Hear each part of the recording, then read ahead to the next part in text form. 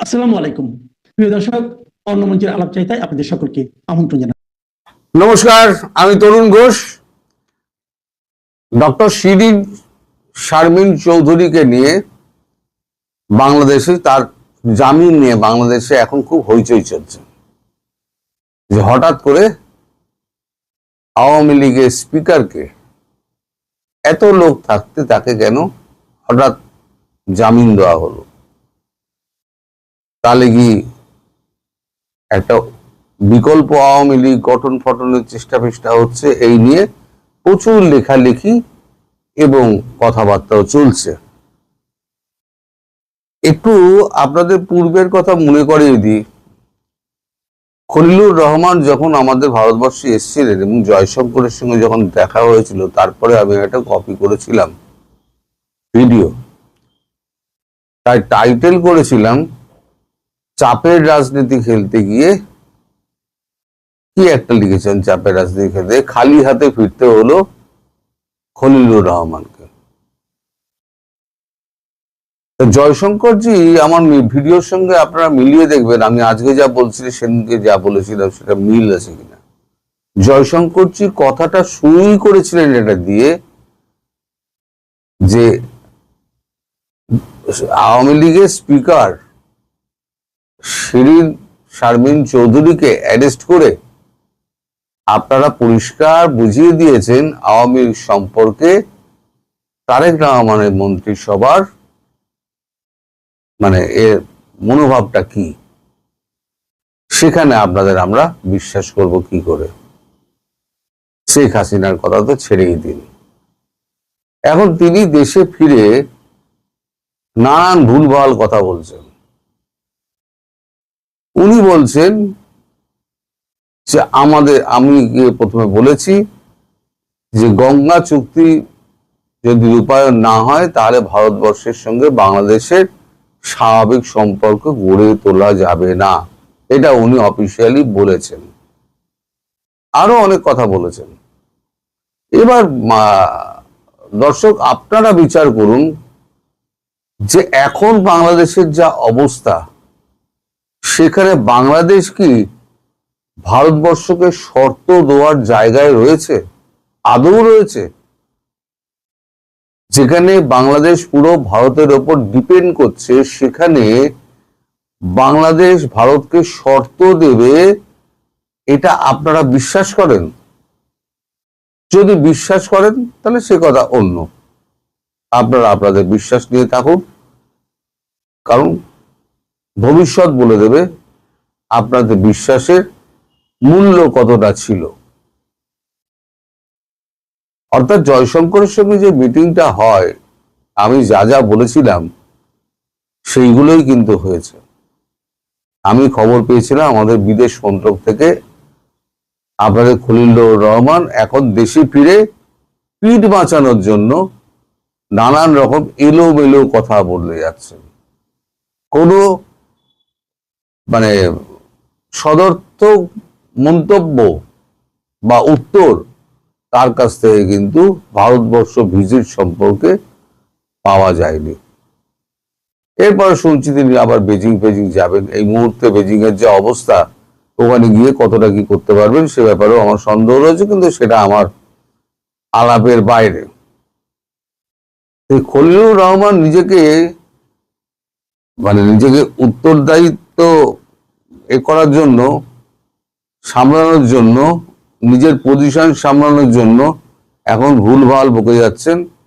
এখন ভারতের pressure tactic যেটা উনি খাটাতে চেয়েছিলেন, সেই প্রেশার ট্যাকটিকের কথাই কিন্তু উনি বলে যাচ্ছেন, যেটা আমি বলেছিলাম যে প্রেশার ট্যাকটিক করতে গিয়ে, চাপের রাজনীতি করতে গিয়ে, কূটনীতি করতে গিয়ে তিনি ডুবেছেন। এখন আপনাদের যে প্রধানমন্ত্রী তারেক রহমান নানান রকম চুক্তি ফুক্তি সই করে তো ভারতের সঙ্গে তিনি তো গদিতে বসেছেন, বসে তিনি চোখ উল্টে দিয়েছেন।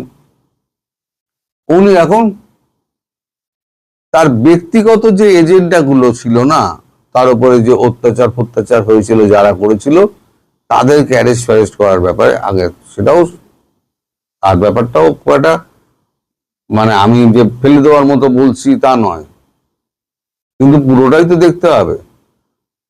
তার বিরুদ্ধে যদি অনৈতিকভাবে কিছু করা হয়ে থাকে, তিনি যদি ব্যবস্থা নেন, তাহলে পরে সেটা ঠিক আছে। কিন্তু সঙ্গে সঙ্গে এটাও দেশটাও তো দেখতে হবে। দেশের স্থিতিশীলতা যাতে বজায় থাকে। আজকে এই অবস্থা আপনারা কতটুকু জানেন আমি জানি না। আমি একটা ভিডিও করব, সেটা হচ্ছে যে গতকালের বৈঠকের পর ট্রাম্প খেপে গিয়ে বলেছে আমি হরমুজ ব্লক করে দেবো। তার যত রণতরী আছে, দুটো তো রণতরী ওপারে চলে গেছিল, ওই যখন আলোচনা হচ্ছিল সেই সময়তে দুটো রণতরী পাস করিয়ে দিয়েছিল। দুটো ওমান উপসাগরে রয়ে গেছে, তাহলে ওমান উপসাগর বন্ধ করে দিল, আর এদিকে বাকিটুকু বন্ধ করে দেওয়ার উপক্রম হচ্ছে, অথবা ওমান উপসাগরটাই পুরো বন্ধ করে দিল। এইবারে তো বন্দরগুলো থেকে তেল আসবে কি করে?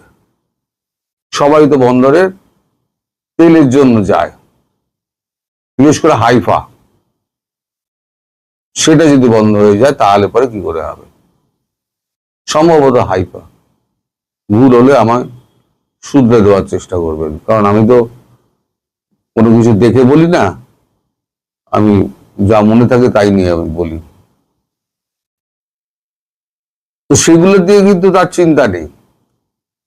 ভারত কিন্তু যদি তেলের সংকটের জন্য যদি ভারত ভোগে এবং যদি ইরান থেকে তেল আনা বন্ধ হয়ে যায়, একমাত্র রাশিয়ার ওপরে এবং কিউবার ওপরে, ভেনেজুয়েলা থেকে তেল উনি আনবেন না মোদিজি, কারণ সেটা আমেরিকার হাতে রয়েছে, উনি আনবেন না।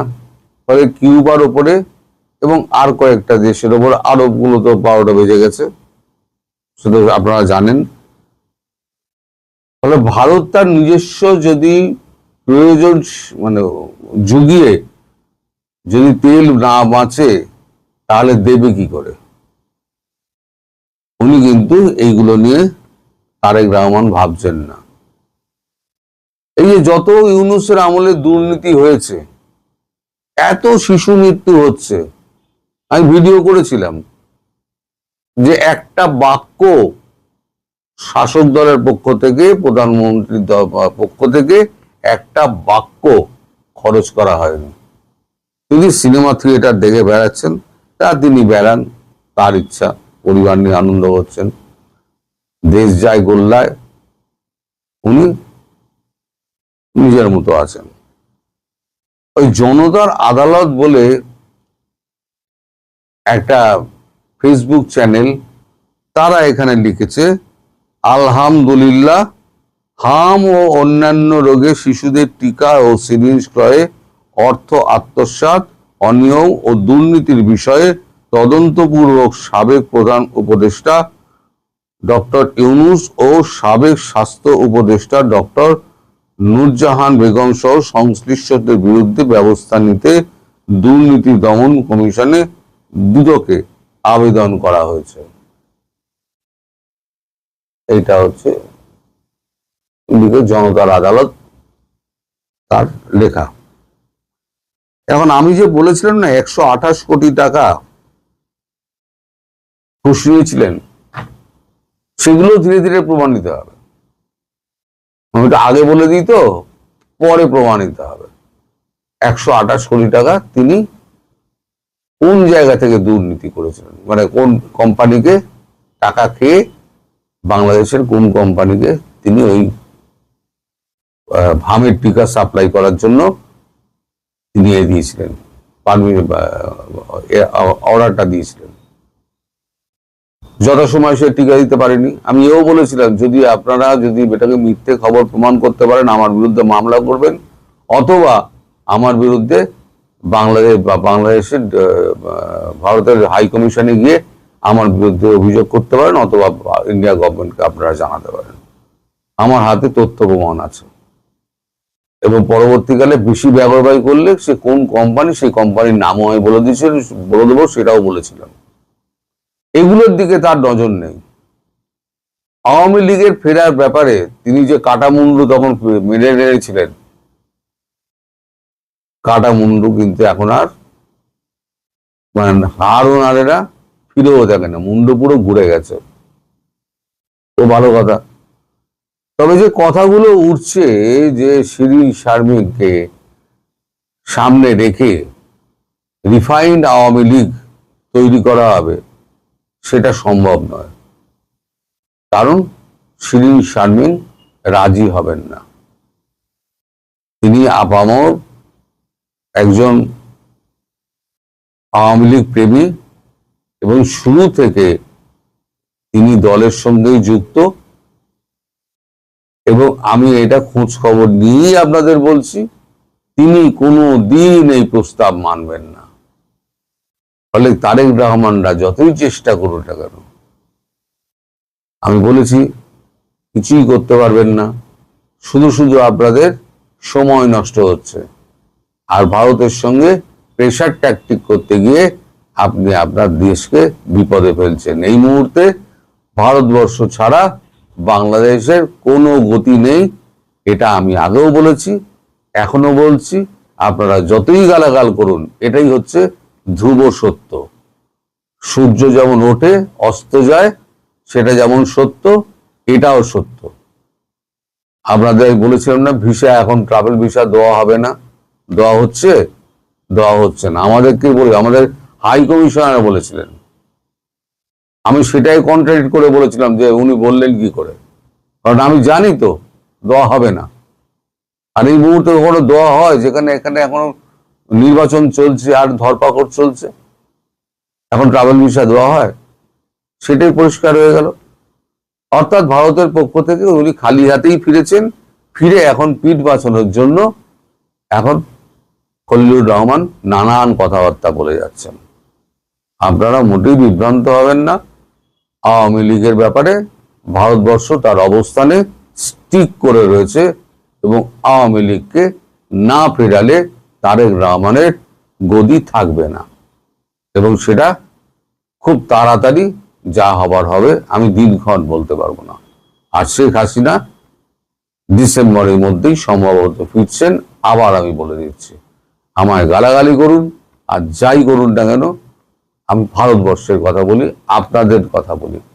আর দুর্মুখরা যা বলার তা বলে যান, তাতে আমার কিচ্ছু যায় আসে না। সবাই ভালো থাকবেন, সুস্থ থাকবেন, সাবধানে থাকবেন। নমস্কার।